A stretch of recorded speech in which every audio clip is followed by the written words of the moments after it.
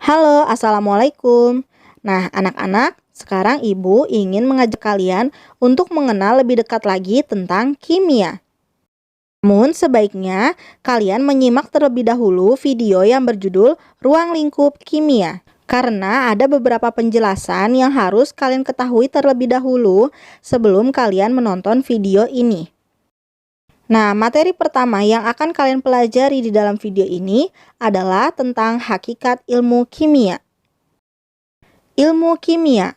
Ilmu kimia adalah ilmu yang mempelajari tentang perubahan suatu materi, mencakup susunan, struktur, sifat, perubahan, serta energi yang menyertai perubahan suatu zat atau materi tersebut. Penjelasan mengenai ilmu kimia ini juga sudah Ibu jelaskan di video yang berjudul Ruang Lingkup Kimia. Jadi kalian bisa simak lagi video tersebut. Nah, untuk penemu ilmu kimia itu adalah Jabir Ibnu Hayyan pada tahun 700 sampai 778. Nah, akhirnya beliau disebut sebagai alkimia yang berasal dari bahasa Arab yang artinya adalah perubahan materi. Ilmu kimia disebut juga Central Science, artinya pusat dari segala ilmu IPA atau ilmu sains. Nah, seperti ilmu farmasi, geologi, pertanian, pangan, peternakan, dan lain sebagainya itu pasti melibatkan ilmu kimia di dalamnya. Maka dari itu, ilmu kimia sangat penting bagi kehidupan kita. Selanjutnya, Ibu akan menjelaskan mengenai metode ilmiah. Metode ilmiah adalah metode pengelolaan suatu informasi menggunakan rangkaian prosedur atau langkah-langkah untuk mengungkapkan suatu permasalahan. Ada beberapa penerapan metode ilmiah. Yang pertama dalam jurnal, laporan praktikum, skripsi dan tesis, dan poster ilmiah. Seperti kita ketahui, di dalam keempat karya tersebut, pasti di dalamnya ada langkah-langkah yang bisa digunakan untuk memecahkan suatu permasalahan. Nah, langkah-langkah itulah yang disebut dengan metode ilmiah. Ada beberapa ciri-ciri atau karakteristik dari metode ilmiah. Yang pertama, kritis. Kritis yang dimaksud adalah metode ilmiah akan menunjukkan adanya proses yang tepat untuk mengidentifikasi masalah dan menentukan metode untuk pemecahan masalah. Jadi, kalau kita bisa mengurutkan langkah-langkah yang akan kita lakukan untuk memecahkan suatu masalah, maka kita bisa menentukan proses apa sih yang cocok untuk mengatasi masalah tersebut. Ciri yang kedua adalah logis, artinya dapat memberikan argumentasi ilmiah, lalu kesimpulan dibuat rasional berdasarkan bukti-bukti yang tersedia. Jadi intinya, apa yang kita kerjakan itu memang nyambung atau sesuai dengan permasalahan yang akan kita pecahkan, seperti itu. Ciri-ciri yang ketiga adalah objektif, artinya dapat digunakan sebagai contoh bagi ilmuwan yang lain, namun dengan syarat dalam studi dan kondisi yang sama. Contohnya begini, ada seorang dokter yang bisa menemukan cara untuk lebih mudah mendeteksi virus COVID-19 dalam tubuh manusia. Nah, nantinya dia pasti akan membuat suatu laporan praktikum atau jurnal penelitian kesehatan yang berbentuk metode ilmiah atau yang di dalamnya itu mengandung metode ilmiah. Nah, metode ilmiah inilah yang nantinya bisa digunakan oleh seluruh dokter di Indonesia atau di seluruh dunia untuk melakukan hal yang sama, seperti itu. Ciri-ciri yang keempat adalah konseptual. Artinya, proses penelitian dijalankan dengan pengembangan konsep dan teori agar hasilnya dapat dipertanggungjawabkan. Nah, seperti contohnya yang tadi, penelitian seorang dokter. Nah, karena dia menelitinya virus yang menyerang paru-paru, nah kalau dia memang melakukan penelitian dengan cara mendeteksi paru-paru manusia, itu berarti kan sesuai teori ya, dan bisa dipertanggungjawabkan. Nah, tetapi kalau dia melakukan penelitiannya justru mendeteksi telapak kaki misalkan, nah itu kan nggak nyambung ya, kayak gitu. Jadi berarti yang dia lakukan itu bukan metode ilmiah karena tidak menerapkan ciri-ciri atau karakter konseptual, seperti itu. Ciri atau karakteristik dari metode ilmiah yang terakhir adalah empiris. Artinya, metode yang dipakai didasarkan pada fakta di lapangan. Jadi kalau kita ingin menyelesaikan suatu masalah, kita juga harus menyesuaikan dengan fakta di lapangan. Contohnya, kita melakukan penelitian kepada orang dewasa misalkan. Tetapi kita datangnya malah ke TK. Nah, itu nggak mungkin kan? Nah, jadi kita harus menyesuaikan dengan kondisi dan fakta-fakta yang ada di lapangan. Berikut kita akan mempelajari langkah-langkah metode ilmiah. Yang pertama adalah merumuskan masalah. Nah, dalam kegiatan merumuskan masalah, yang kita lakukan adalah mengadakan pengamatan dan membuat rumusan pertanyaan ilmiah.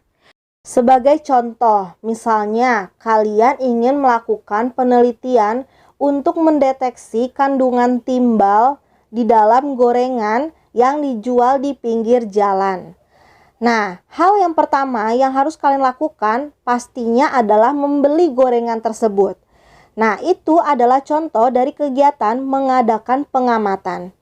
Nah, selanjutnya pasti kalian akan bertanya-tanya, apa iya benar ada timbal di dalam gorengan ini? Seperti itu. Dari mana timbalnya? Nah, itu adalah contoh dari kegiatan membuat rumusan pertanyaan ilmiah.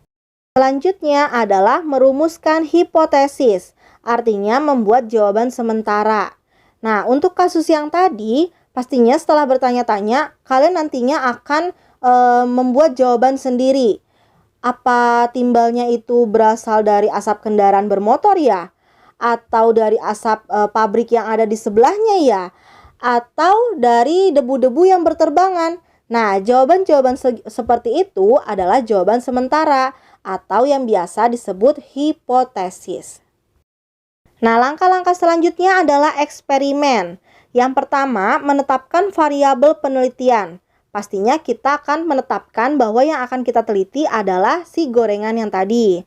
Lalu menetapkan prosedur kerja. Nah, kita harus tahu nih langkah-langkah untuk mendeteksi kandungan timbal dalam gorengan tersebut. Kita harus ngapain aja, langkah-langkahnya seperti apa, kayak gitu. Lalu melakukan pengujian. Nah, melakukan pengujian berarti kita menguji tempe itu dengan zat-zat yang memang bisa mendeteksi kandungan timbal. Lalu mengumpulkan data. Namanya setelah diuji berarti kita nanti akan mendapatkan hasil. Hasil itulah yang disebut dengan data. Lalu yang terakhir, mengolah dan menganalisis data. Nah, hasil yang sudah kita dapatkan itu pastinya kita telusuri atau kita analisis. Apa benar gorengan yang tadi kita teliti itu memang mengandung timbal, seperti itu. Kemudian membuat kesimpulan. Artinya memutuskan data yang dikumpulkan mendukung hipotesis atau tidak. Nah, tadi jawaban sementara apakah dari asap pabrik ya atau dari asap kendaraan ya. Nah, nantinya kan setelah ditelusuri atau kita uji, itu kan nanti akan keluarkan, oh ternyata ini gorengan mengandung timbal, mengandung karbon dioksida misalnya. Nah, berarti kita bisa tahu nih sekarang, bisa kita simpulkan bahwa gorengan ini memang mengandung timbal dari asap kendaraan bermotor. Nah, kenapa? Karena di situ bukan hanya ada timbal, ada karbon dioksida, ada karbon monoksida yang memang dikeluarkan dari kendaraan bermotor. Yang terakhir adalah membuat laporan. Artinya, mengkomunikasikan hasil penelitian agar hasil penelitian diketahui oleh orang lain. Nah, setelah kita melakukan pengamatan, pastinya kita akan menulis hasil penelitian atau laporan praktikum. Jadi bisa kita sharing ke orang lain yang mungkin akan menggunakan hasil tersebut. Seperti itu. Ada beberapa sikap yang harus dimiliki oleh orang-orang yang akan melakukan metode ilmiah. Yang pertama, rasa ingin tahu, kritis, terbuka, objektif, menghargai karya orang lain, berani mempertahankan kebenaran, dan mampu menjangkau ke depan. Mampu menjangkau ke depan itu artinya dia bisa menganalisis sesuatu dan memikirkan kira-kira nanti ke depannya akan seperti apa. Begitu. Selanjutnya, keselamatan dan keamanan di laboratorium. Nah, materi ini sudah Ibu jelaskan sebagian di dalam video Ruang Lingkup Kimia. Nah, kalian bisa simak juga penjelasan mengenai keselamatan dan keamanan di laboratorium dalam video Ruang Lingkup Kimia. Laboratorium kimia adalah tempat atau ruangan yang ada di dalamnya terdapat alat dan bahan kimia yang digunakan untuk melakukan eksperimen dengan memperhatikan keselamatan dan keamanan kerja. Ada beberapa hal yang harus kalian perhatikan saat masuk ke dalam laboratorium kimia. Yang pertama, tata tertib atau peraturan di dalam laboratorium. Yang kedua, kelengkapan alat pelindung diri. Jadi kalian harus tahu alat pelindung diri apa saja yang harus digunakan. Lalu jenis tanda bahaya pada bahan kimia. Nah, kalian juga harus tahu jenis-jenis tanda bahaya dalam bahan kimia agar kalian tidak salah dalam menggunakan bahan kimia. Lalu yang keempat, macam-macam alat di dalam laboratorium dan kegunaannya.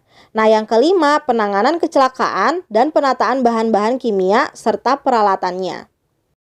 Nah, beberapa dari hal tersebut sudah pernah Ibu jelaskan di dalam video ruang lingkup kimia. Jadi kalian bisa cek video tersebut ya. Nah, selanjutnya ada PR untuk kalian. PR-nya adalah membuat poster mengenai, setiap kelompok nanti ada 5 kelompok. Setiap kelompoknya itu akan memiliki tema yang berbeda-beda. Kelompok 1 tata tertib, kelompok 2 APD, kelompok 3 tanda bahaya, kelompok 4 alat-alat, dan kelompok 5 adalah penanganan kecelakaan di dalam laboratorium. Nah, cara membuat posternya, kalian bisa gunakan aplikasi editing gambar seperti Canva, Photoshop, dan lain sebagainya. Lalu, buat poster semenarik mungkin dan lengkap dengan gambar yang mendukung, bukan gambar-gambar yang kayak boneka, bunga-bunga, bukan seperti itu ya. Nah, lalu lengkapi poster dengan informasi yang mendukung selengkap mungkin, tapi disampaikan dengan bahasa yang singkat, padat, dan jelas. Lalu kreasikan poster boleh terinspirasi dari poster-poster yang ada di internet. Misalkan, Bu, ada contoh di internet, tapi saya mau create ulang. Nah, terus saya ubah sedikit, itu boleh, nggak apa-apa. Namun bukan karya orang lain yang kalian kumpulkan, tapi harus karya buatan sendiri. Nah, untuk cara mengumpulkan posternya, follow akun Instagram Ibu dan Instagram Kimia Semandu atau Chemistry Semandu. Nah, lalu kalian upload poster kalian itu di story dan feed Instagram. Jadi di story Instagram masing-masing, bukan Instagram yang fake akun atau second akun, tetapi harus akun yang aktif. Lalu tag kedua akun Instagram tersebut, yang Instagram Ibu dan Kimia Semandu tadi, yang Chemistry Semandu. Lalu tulisan tagnya itu jangan gede-gede, jadi jangan sampai menutupi poin-poin penting dalam poster kalian. Nah, upload juga di feed Instagram. Jadi kalian kan punya Instagram kelas masing-masing. Nah, kalian harus upload juga poster tersebut di Instagram kelas dengan caption nama, di enter nomor absen, lalu enter lagi judul poster kalian, lalu tag lagi akun Ibu dan Chemistry Semandu. Lalu jangan hapus postingan story selama 24 jam dan yang untuk di feed Instagram kelas juga jangan dihapus. Itu untuk kenang-kenangan kalian juga setelah mengerjakan tugas kimia. Berikut pembagian anggota kelompok. Mohon dicatat ya. Sekian, terima kasih. Wassalamualaikum warahmatullahi wabarakatuh.